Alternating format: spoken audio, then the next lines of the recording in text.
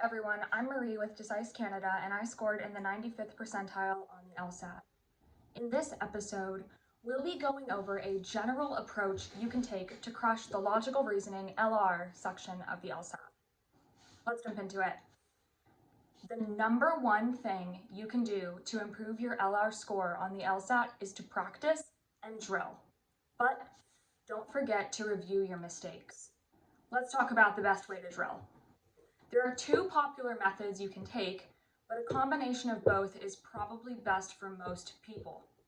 The first strategy is to take full sections front to back, and the second is to drill specific types of questions. Off the bat, you can probably sense why both of these are a good idea. Let's talk about the pros of each.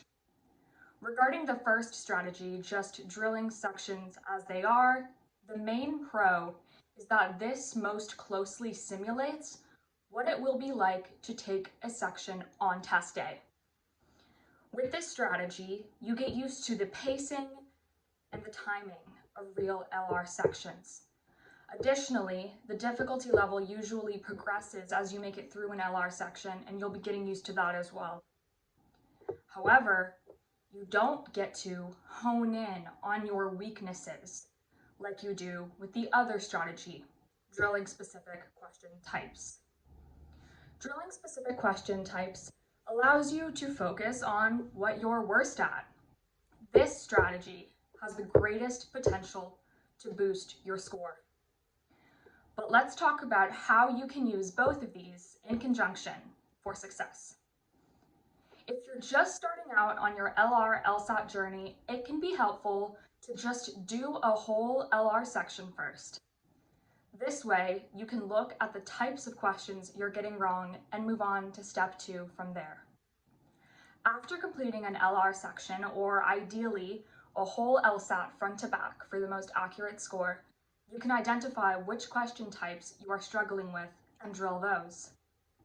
Next, you can research specific questions that are of the types you are missing and getting wrong, or ask your Decis tutor for a list of questions that match your specific skills to work on. The next strategy you can implement while using either or both of the above methods is to improve your time management during questions and the entire section. As I've said before in other episodes, it is more important that you get questions right than get questions right fast. This especially holds true if you are 4+ months out from test day. But when the time comes for you to improve your time skills on the LR section, we're here for you. One strategy you can use to answer questions quickly is to read the question, then the stem, the phrase, sentence, or short paragraph in the question, then the answer choices. That's question, then stem, then answer choices.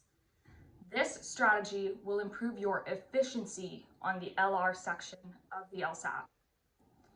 You can combine this strategy with the drilling strategy too.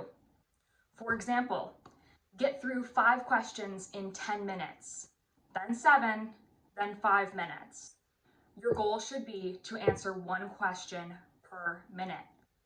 This will give you ample time to review questions that are hard for you. Another strategy you can use, along with the drilling and full section strategy, is identifying as you are going through a section, what type of question am I reading? This will allow you to use your knowledge of LR question types and the types of MC, multiple choice, answers that come with them to determine what is likely the correct answer. Common question types are strength, weakness, assumption, parallel reasoning, and conclusion.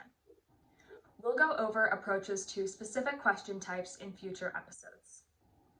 The next strategy is to find and utilize keywords.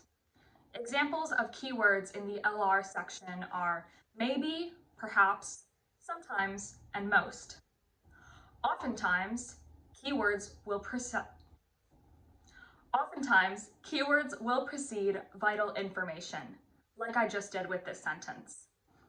Don't let the details, i.e., animals, names, locations, distract you from the larger logical argument the LR passage is making. A further strategy you can use is the process of elimination. This is the strategy you probably started using in elementary school, whereby you go through each answer choice one by one and eliminate ones that are obviously wrong. We recommend using this strategy as a last resort, if you can't predict the answer after reading the question and the STEM. We hope that this episode has been a helpful introduction to some strategies and approaches you can take on the LR section of the LSAT. Thanks for hearing me out. Take care.